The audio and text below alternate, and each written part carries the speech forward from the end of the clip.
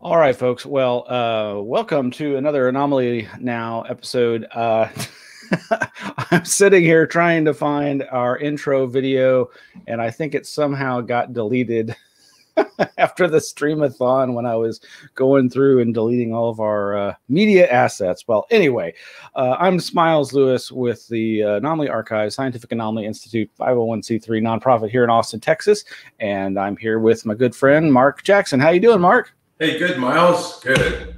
You have a lot of energy for somebody that just put on a month-long streamathon. It's delirium contagion, punch drunk.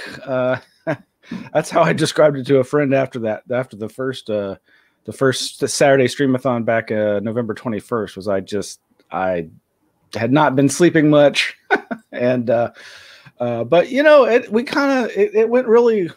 All things considered, the past 5 weeks, 6 Saturday streamathons went amazingly well.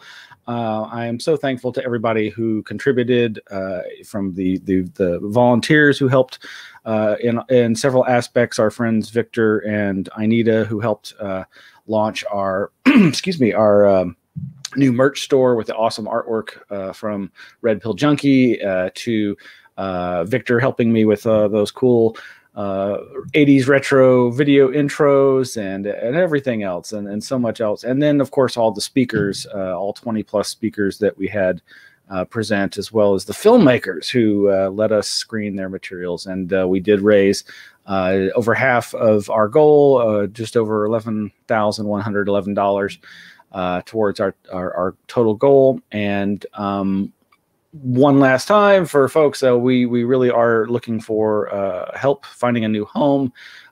We have great need for a new location as quick as possible.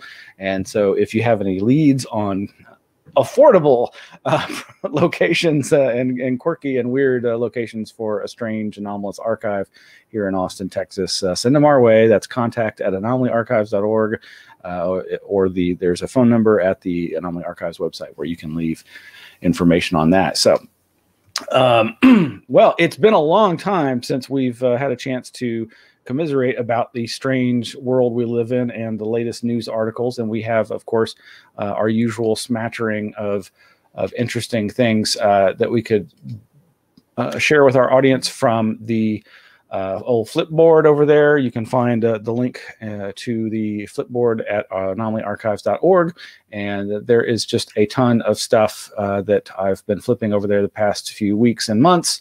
But yeah, because of the streamathon, we refocused on promoting each week as a kind of a preview of the upcoming Saturday, and haven't had much chance to really dive into what all has been going on, which, as always, there's a smattering of new UFO reports, as often is the case. Many of them not that impressive. This one here just came across my radar today. Silicon Valley technologist interested in Swiss UFO case. But honestly, you look at the footage and it just looks like all the classic imagery that most of us have seen living in urban environments, of those searchlights playing on low cloud cover that, yeah, from a distance looks kind of weird and UFO-like, sort of, but nothing to get too excited about. But you turned me on to this article here from The Drive, which has been churning out a lot of really good UAP, the new term for UFOs, unidentified aerial phenomena. This one, the White House's planetary protection strategy, is about space invaders, but not the kind you think. And, you know, we've discussed a lot on this show with your insights about this, the obvious incremental movement towards spacefaring, whether it be, all the different countries that are starting to try to emulate the things that we've done as Americans in the past, getting off this rock and exploring new worlds. What do you think of this Brett Tingley? Ooh, nice last name there, at The Drive. Well, Brett is first order reporting.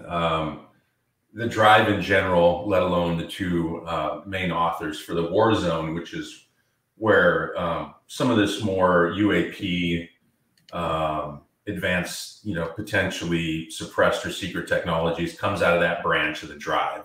and Tingley, and then I forget the other guy's name. There's, like I said, there's two main guys there. Just a great resource, and you're right, they have given us a lot of good articles recently because they're tracking a lot of the stuff that's of importance to myself. And as you mentioned, the world seems to be rapidly moving into, this off-world, this off-world commerce, off-world exploration, certainly experimentation, rapid expansion in all those fronts. But as you pointed out, the other nations of the world are, rapidly advancing their own space programs. They're trying to keep up with the U.S. In fact, that's basically what I think is motivating this particular article. And the idea that governments internationally are starting to plan for this larger, spacefaring race that we find ourselves on the precipice of right now. But specifically on this story, they're talking about the United States National Space Council. And yes, we had a National Space Council. Previously, it was part of the NASA Authorization Act here a few decades ago. But it actually, before Trump hadn't been funded, George Bush Sr. was the last one to actually fund the Space Council. And that's made up of Office of Science and Technology, some of the military branches, et cetera, et cetera. So what they've realized is recently with, for example, we've talked about the OSIRIS-REx mission where the U.S. landed and took a sample off of the asteroid, Bennu, excuse me, and we're bringing samples back to Earth. The Japanese recently got samples off of the asteroid Ryugu, and then China just recently brought back about 5 pounds of lunar material. So basically, we're piercing the veil of the atmosphere of the Earth, which is sort of our protective shell, as maybe asteroids and potentially biological, and we'll get to that, material from other planets, whether it's panspermia or whether that's ejecta material from colliding bodies in space, whatever it is, typically those things burn up in the atmosphere. So now we're getting material from outside the atmosphere, inside of our biosphere, through the technological umbrella by which we're harvesting all this stuff and bringing it back to Earth. And so they realized, hey, we got to really be careful about not contaminating our biosphere with potential biologic material from these other solar bodies. Now, as I was mentioning to you, Miles, this is very interesting. I kind of broke this down into 3 main categories. Is why are they worried, or how all of a sudden, why are we so worried about off-planet biology coming and making its way back to the Earth? So I started thinking about it in 3 baskets. One, it's sort of like fear mongering, where academics are like kind of like the ATIP program. They're saying there could be a threat, we need to get funded, and then a bunch of professors get a bunch of grant money, right? That's one possibility. Next possibility is that there's a statistical inevitability. So with the advancements of telescopes where we're finding all these exoplanets and exomoons, now we're saying, and I think NASA's come out and said, the probability is much more likely that there's life in the universe based on these new instruments and measurements, right? So there's a statistical probability that we might be coming up against. And then thirdly, which is very interesting, is that your conspiracy folks, if we could climb out on the branch a little bit, would say, no, we have some sort of confirmation that there is biological matter, either that's been detected directly or has actually been brought back to the Earth in one capacity or another. And that's actually driving the concern. So anyway, and there might be more options than that. So that's sort of the lens by which I was looking at this through. Now, this will segue a little bit, Miles, if I could just go on a little further about the space policy. In 1967, there was an international treaty signed, of which now almost 100 nations belong to. And this is a treaty of planetary studies, basically sending probes off into space and coming back. So this has been on our radar since the beginning of our space program. However, what's very interesting, and we talked about this previously, are the Artemis Accords. So the United States, looking back at this sort of antiquated 1967 treaty, we look at it, and it's a treaty, and I understand that Artemis are accords. There's a difference between treaties and accords, but basically, again, here a few shows ago before the fundraiser, we were talking about the Artemis Accords and the way that 8 nations, specifically the United States' most strategic international partners, your Japans, Germany's, France, etc. You know, those 8 nations, our cohort, so to speak, we signed a very specific pact, the Artemis Accords, and that was the rules by which we were going to play nice in space with other nations. Of course, China and Russia, they weren't invited or decided not to sign those Artemis Accords here last year. But you can see where the United States now is trying to set the ground game, both with this, you know, Trump rolling out the Space Force, then also these Artemis Accords, which are supplanting or at least reorganizing the 1967 international treaty. So the, you know, the commoditization of space, the militarization of space, the notion of mining and extracting material from off, you know, exoplanets or exomoons. I mean, it is well underway, and it's going to take some very strong policy to avoid the very focus of this article, which is, no kidding, we are all living the COVID, you know, viral environment. If we bring back some sort of a biological, you know, microbe or virus or even RNA at its simplest gets into our biosphere, all bets are off, right? So we live at a precarious time where we're piercing the veil of our other, you know, our sort of protective shield from the rest of the universe. Very interesting. Good article. Well, I certainly encourage folks to go check that out. And this dovetails with so much. We, you know, on a humorous note, there's this article about from The Guardian about H.G. Wells fans spot numerous errors on Royal Mint's new £2 coin. You can't really see it necessarily there very well, but it's supposed to represent, you know, elements from various H.G. Wells famous stories, including War of the Worlds, which of course famously had tripod 3-legged spacecraft that came down and were ultimately killed by our viral contagion affecting them. Anyway, the joke, of course, on this coin is, among other things that got wrong, is the tripod has 4 legs. But on more serious notes, there continues to be this mass of UFO and space exploration and the inevitability of contact or discovery of some extraterrestrial life in the news, ranging from the Houston Chronicle article about where did I see that? Anyway, the Houston Chronicle ran an article about the new search for extraterrestrial life and how there are some private companies, and of course this comes on the heels of just weeks ago the really tragic footage of the famous Arecibo satellite radio transmitter receiver array plummeting after a cable broke that suspended part of the array. Just, you know, heartbreaking for those of us who grew up with that as this iconic image of the search for extraterrestrial intelligence. Meanwhile, there's just been so much in the news, including this, I think I have it actually right there. The Harvard professor says an alien visited in 2017 and more are coming.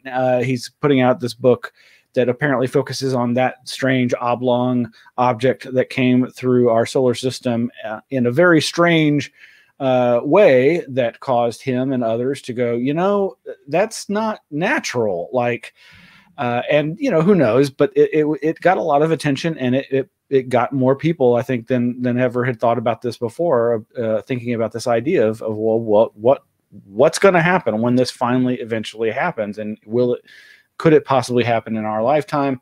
A ton of other great UFO-related, UAP-related articles like this one, Radar and UAPs from Dr. David Clark's website. But one of the ones that also caught not just my attention, but everybody's, is this COVID bill includes 180-day countdown for Pentagon to make UFO disclosures. And first, I think I saw the headline from Fox News, which might cause many to dismiss it. But then within, where is that? There we go. But then the MSN.com and others start covering it. And sure enough, it's very interesting indeed. The briefing, it's basically calling for a briefing from the Director of National Intelligence after to consult with other top defense officials and spy chiefs to submit a report on UAP. And within the next 6 months, the briefing will cover, quote, observed airborne objects that have not been identified and feature detailed analyses of unidentified phenomena data collected by A, geospatial intelligence, B, SIGINT, signals intelligence, C, human intelligence, and D, measurement and signals intelligence. But again, so much of this has that ring of just being threat focused, as we've said, and so much of it seems easily dismissible in terms of, like, you know, is it just a gambit to get more funding for a military that, you know, in this case is looking to ramp up a new space force, a whole new branch.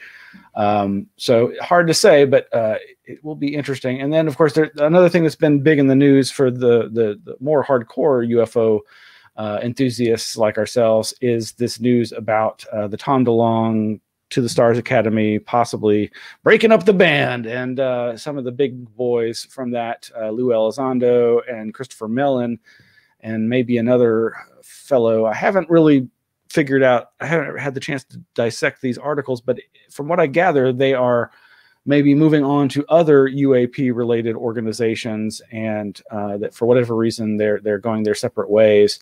So it'll be interesting to watch to see what more develops in that regard. Obviously, I think a lot of people were, pardon the pun, putting all their eggs in one basket with their hopes for some kind of, you know, real disclosure coming from that sector, from this entertainment company that was ostensibly trying to act as a way for people within the secret space program or these known black budget programs to try to bring their information out into the light of day. But tons of other great news articles over at the Flipboard. But yeah, got to check out that COVID bill. Includes 108 countdown to UFO disclosure, and this Harvard professor speculating about Oumuamua, I think is the name of that thing, that strange oblong object that whizzed through the solar system. Was it a year? Was it 2 years ago? Gosh, time's flying. Ton of other great articles. Another article about geoengineers inch closer to sun dimming balloon test. Of course, we've talked about these ideas of trying to affect some sort of climate change to counteract rising global temperatures through geoengineering, dimming the sun by seeding the atmosphere. I think we both have expressed our disdain for such potentially dangerous paths that some folks seem willing to entertain to go down towards a solution to that perceived problem. Meanwhile, another bunch of articles, including, what was the one I was really... there's a link to a video called the Dream Telepathy and Out-of-Body Experience that, to go away from the UFO angle briefly, that I would highly recommend folks check out. I am a longtime fan of parapsychological research, and one of the areas that's always fascinated me, of course, is the data that supports the idea that altered states of consciousness, aka, you know, drug-induced altered states, or light and sound, like staring at a flickering light, altered states, or the altered state that we all experience on a daily basis, the dream time, and how these states seem to be very conducive to anomalous cognition, aka ESP, psi, PSI, and other types of remote perception. And the particular video goes into a lot of that. And I myself, having had in high school what I've described as a dream switching experience with my best friend, where one night when I was in Houston and he was here in Austin, he had my dream and I had his. I won't go into that story right now, but suffice to say, it was a very personal experience that convinced me that this is a very real phenomenon. And then also around that same period of time, discovering that another best friend of mine, his mother had a seemingly co-experienced in her dream state her husband's murder and death experience. And as dark and depressing as that might seem, ultimately, it was a very transformative and positive experience for her that ultimately led her to not take her life and the life of my eventual friend and yet to be born at that time unborn child of hers. But there's more less extreme examples of dream telepathy and the parapsychological transfer of information in the dream state. But similarly, along those lines, I think we've got this in the where is that?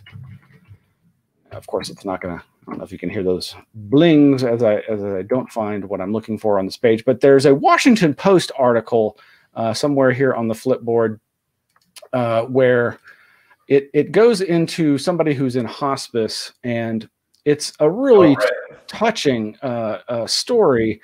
Actually, I think I can show this here, where the writer is apparently the person working in hospice with this individual who has been dealing with, I guess it's colorectal cancer for 4 years. And it's obviously a very difficult and challenging and honorable endeavor to work in hospice, in my opinion. And this person talks about how this person who's been on the verge of death for so long, to the point of contemplating suicide, has perked up this one visit, and in talking to them, asks the question of the hospice worker, "Do you believe in ghosts?"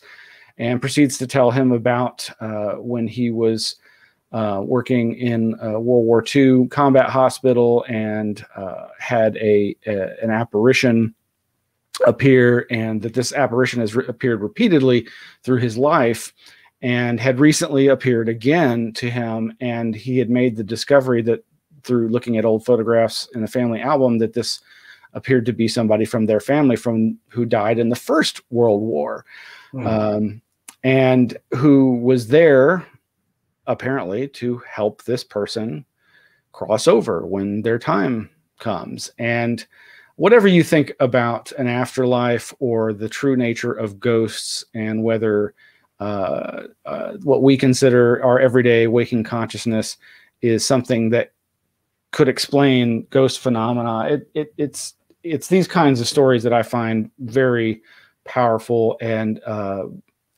that do seem to intimate this close relationship with the other side that we actually can experience. And anyway, that's surprisingly something over at the WashingtonPost.com, which was not the place I would have expected to see something like that. Anyway, there's a ton of other great articles over at the Flipboard. I did want to draw attention to something I just posted, and that is this article. It's part one of a multi-part series, The Dirty Little Secrets of Twilight Forteans, by my good friend Lauren Coleman over at his Copycat Effect blog.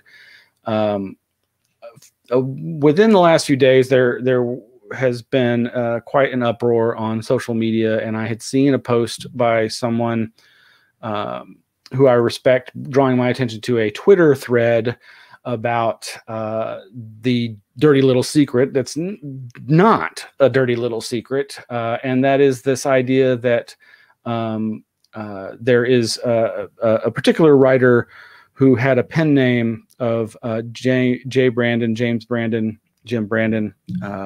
who is actually a well-known anti-Semite and Holocaust denier whose name is Grimstad.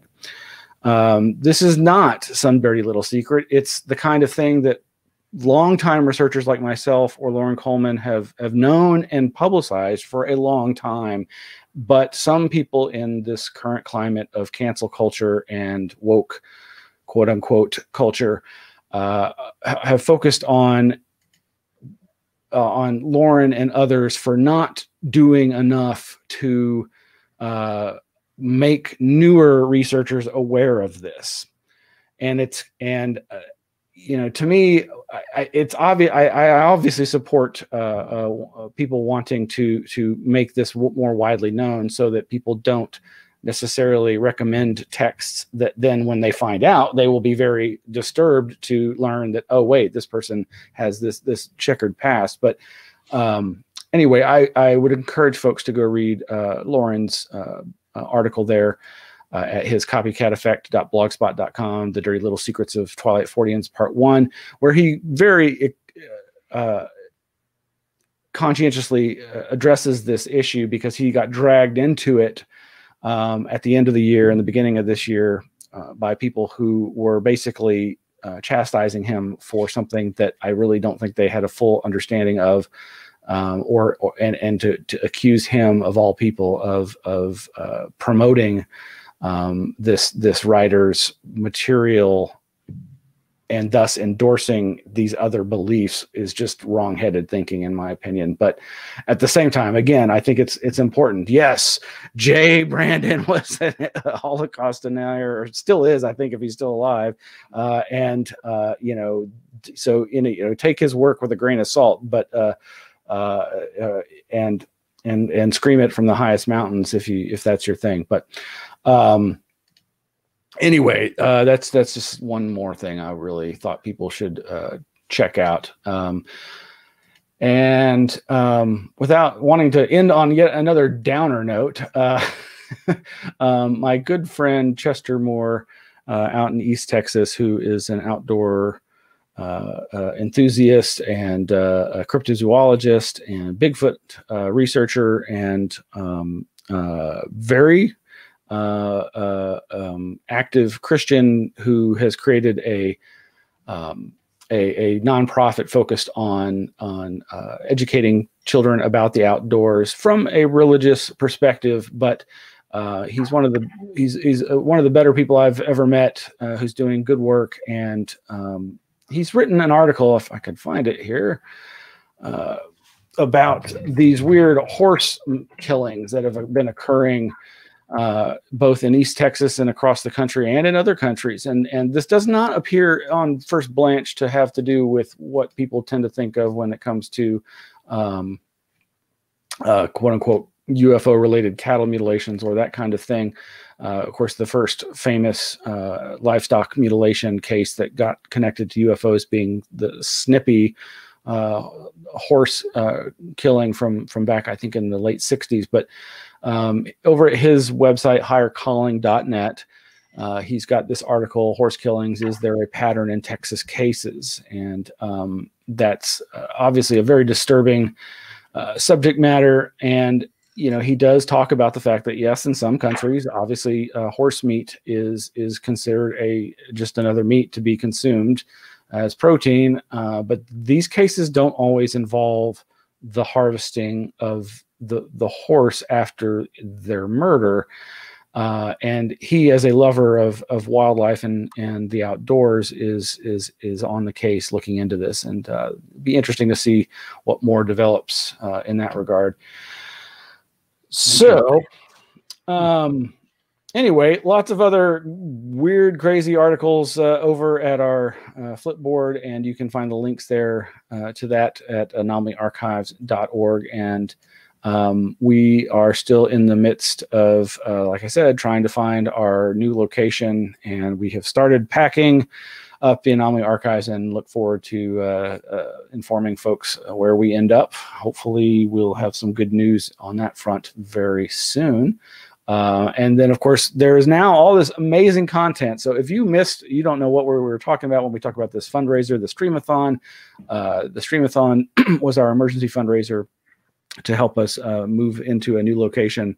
Well, originally to stay at our current location through these tough times. But there is an amazing amount of content. We're talking 6 to 9 hours a day for 6 days, 6 different Saturdays, starting in November 21st and ending last December 26th. So you can find the links over there to all of these great things. We've got them broken down into playlists by day, or you can look at the master playlist and play from that very first November 21st date all the way through to that Saturday, December 26th date. And there's a ton of great content there. So I hope you'll check that out.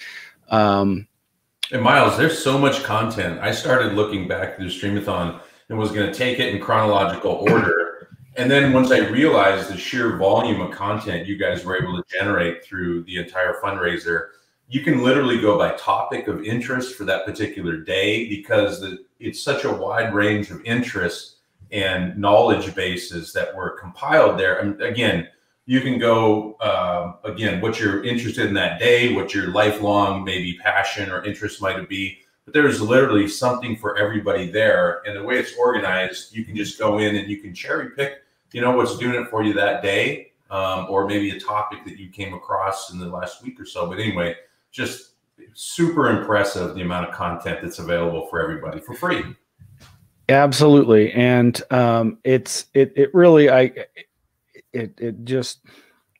I'm overwhelmed when I think about just how much folks have helped the Anomaly Archives through their participation in this.